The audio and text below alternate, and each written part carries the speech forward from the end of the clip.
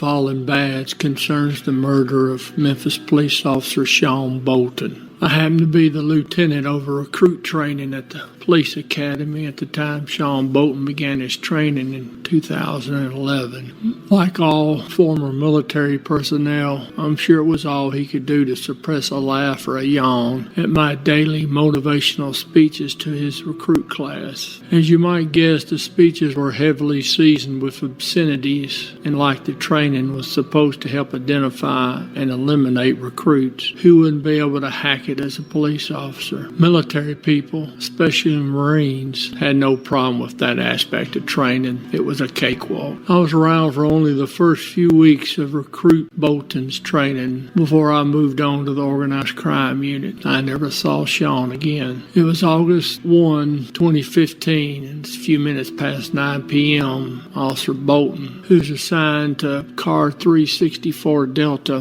he cleared an alarm call, put himself in service. And he's working Mount Moriah Station Precinct, which is in the southeast part of Memphis. He steered his marked Dodge Charger towards a residential area just east of Perkins Road and north of Cottonwood Road. Now on the seat beside him, he's got a little box of Church's chicken. And like so many police officers do, he's eating his dinner as he's patrolling his assigned area. Now whether he came off of Cottonwood or Judy Lynn, no one really knows, but he's now on Summerhurst Street. Now, that's a north-south running street. As the green and white street sign for Summer Lane Avenue flashes in to focus, Officer Bolton begins to make the turn onto Summer Lane. Now, Summer Lane's not a very long street. It's just a few blocks long, and it dead ends between Summerhurst on the east and Brandale on the west. Now, Summer Lane picks up again on the west side of both Brandale and Perkins, and from there it runs west off Perkins, and it's actually the main roadway in Cottonwood Apartments, and then it dead ends within 2 short blocks inside that complex.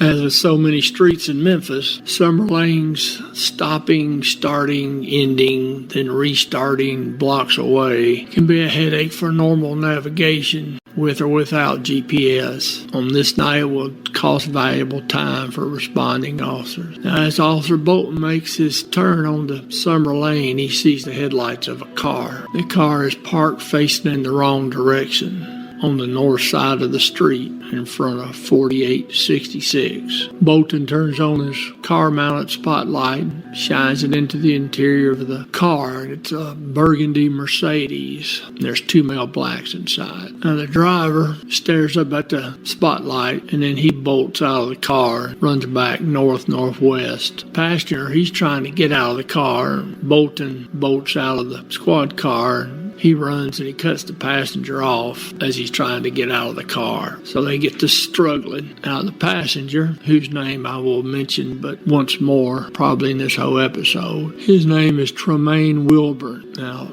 Tremaine is a convicted bank robber, and he did some time in federal prison, and sentence was 10 years. And at this present time, he's on supervised release from federal custody. So as you might guess, he doesn't want to go back to federal prison. Of course, the one option would be don't commit any crimes while you're on supervised federal release. In fact, how about just not commit any crime? Now, this particular night when Officer Bolton pulled up, the suspect and then the male black driver that bailed out and ran away, they were weighing up some dope. They were getting ready to make a dope transaction with somebody who hadn't arrived yet. Now, what Officer Bolton was supposed to do, according to policy and procedure, is when you're getting ready to take some kind of proactive police action, you're supposed to advise the dispatcher of your location, briefly state what is occurring.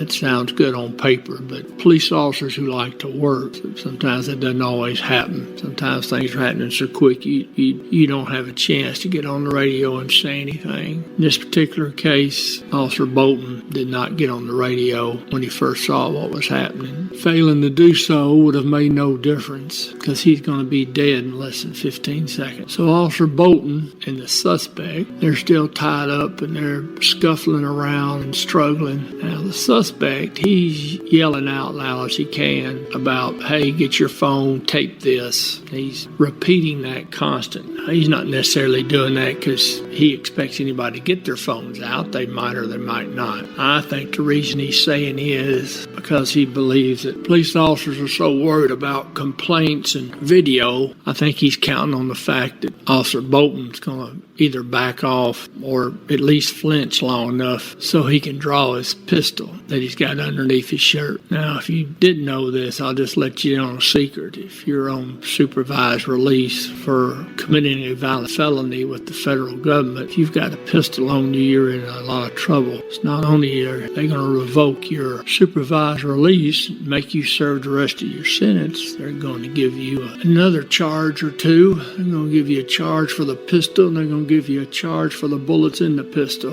And you're doing it in the commission of a felony. So he's looking at probably 20 years or so, 25 years in the federal system, in addition to serving out the list of his sentence. Now, during this struggle, Officer Bolton, he's able to get his hand up to his mic and always able to get out as part of his car number. Now, he might have said his entire car number, but no one that heard it could tell exactly what car number it was. But they could tell there was some kind of a struggle or a fight going on. They knew that the officer was in distress. All right, the suspect, he breaks away from Officer Bolton and he begins running south-southeast away from the Mercedes. And Bolton's right behind him. In fact, Bolton may have still had hands on him. In any event, the action ends up in a driveway across the street at 4871 Summer Lane. Now, by this time, the suspect's been able to pull his pistol out from underneath his shirt. He cranks off one round. Now, just from the direction of the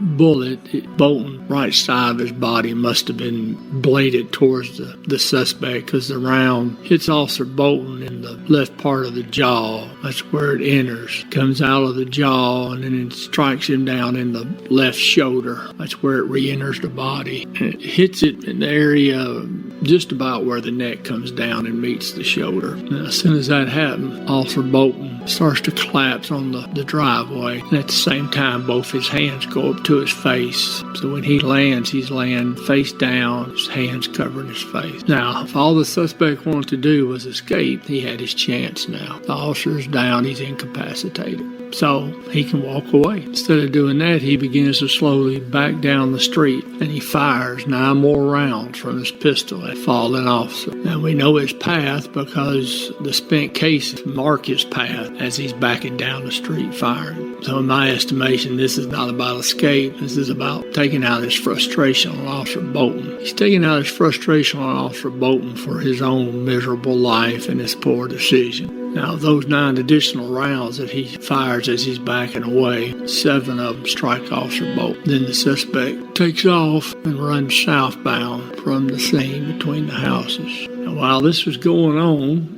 the dispatcher, cars on Mount Moriah frequency, even though they couldn't initially tell by the partial car number who exactly it was, because they didn't know. It sounded like 46. Some thought it was said 64 or 61. Now the officers, they recognized the voice and they knew that was Sean Bolton. They didn't know where he was at, but they began driving towards his assigned patrol area. They're starting to look for him. Now the dispatcher, she's able to look at the radio identifier that popped up. Each time a radio keys up, little number keys up in communications. The dispatcher can look up that number and see who it is transmitting. Well, she's able to establish that radio transmission came from Officer Bolton's handy-talkie. So she begins calling for Bolton repeatedly, and she sends a message out to the other precinct dispatch, and they begin to call for car 364, Officer Sean Bolton. Now, officers from other precincts begin to switch one of the radios over to the Mount Moriah frequency, because anytime you hear dispatchers on different frequencies calling a car number and an officer by full name, you know something's bad wrong. Now, some of those same officers that were switching over, they began to drive towards the Mount Moriah precinct, specifically towards 364's assigned ward area. And they probably don't even know they were doing it, didn't notice. But I promise you that each time their dispatcher's calling off Officer Bolton's car number, each time they hear it come over the radio and there's no response, that their foots are pressing down just a little heavier on that accelerator, and they're going just a little bit faster, trying to get over there. Now, citizens living on Summer Lane, they either heard the shouting and the gunshots or they saw the shooting, and they began to come outside on the street when they thought it was safe. And a few of them got to looking for the officer. Now, they find Officer Bolton, and he's still face down, hands still covering his face, and he's bleeding from the 8 bullet wounds.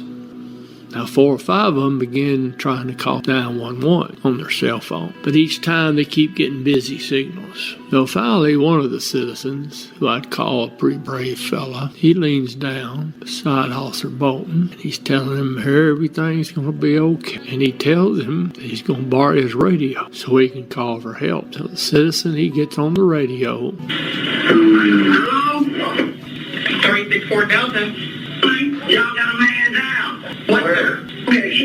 72 Summer Lane, man. Hurry up, you bleed, man. Bad, man. So what officers have to do is, though, they have to check both parts of Summer Lane. You've got the section of Summer Lane in the residential area, and then you've got the section of Summer Lane on the other side of Perkins in the apartment complex. Finally, Officer Bolton is located, and the officers begin CPR as best they can, because they're having trouble, obviously, with the shattered jaw. They're trying to hold the jaw together. Because when you're doing CPR, you got to be able to seal the mouth when you're doing the breaths. Now, while on the scene, somebody at the fire department mentioned to some of the officers that Officer Bolton's, he's dead. But now they're going to keep on working on him, and they're going to take him to the hospital. Now, that's pretty customary. Fire department almost always going to transport a fallen officer. So Officer Bolton is transported to Regional 1 Trauma Center. Some of you might know it as the Med. They gave it a fancier name, but it's still the top of the heap when it comes to trauma centers. They are very good down there. Anyways, they take Officer Bolton to the trauma center, and he's pronounced dead. Now, while all this is going on, the suspect has been slipping, running, hiding, sneaking around. He's been working his way southbound.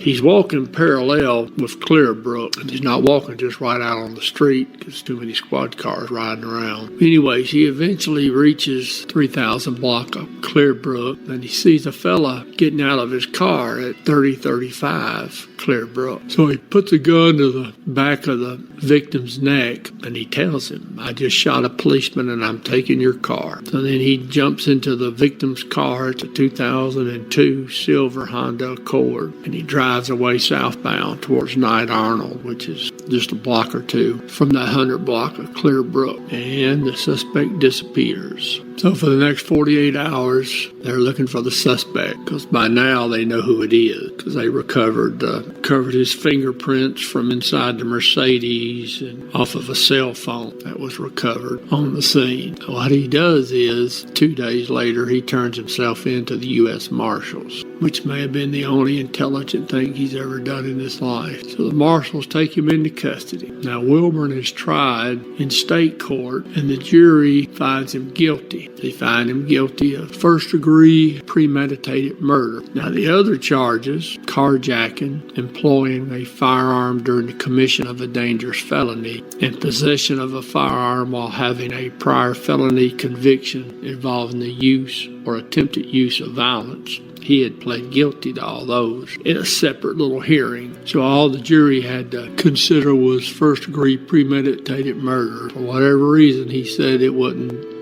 first-degree premeditated murder. So defense was predicated on he was just defending himself.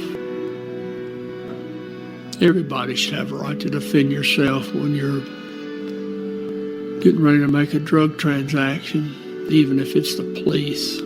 Well, anyways, the jury didn't buy that defense. They found him guilty. Now, he was sentenced to life with no parole, plus 38 years. Now, all that's going to be served consecutively, which is what you want to hear, which means that the suspect will never get out of prison. And if he gets out of state prison, well, then the feds will get him, and he'll go back and do his time with the feds. So while Officer Bolton was serving his country overseas with the Marines, he did do a tour overseas. So while he's overseas serving his country, the suspect was serving time in federal prison for a violent felon. Officer Bolton is surely in heaven now, and the suspect will languish in prison until he dies. After he dies, he has a rendezvous in a much warmer place.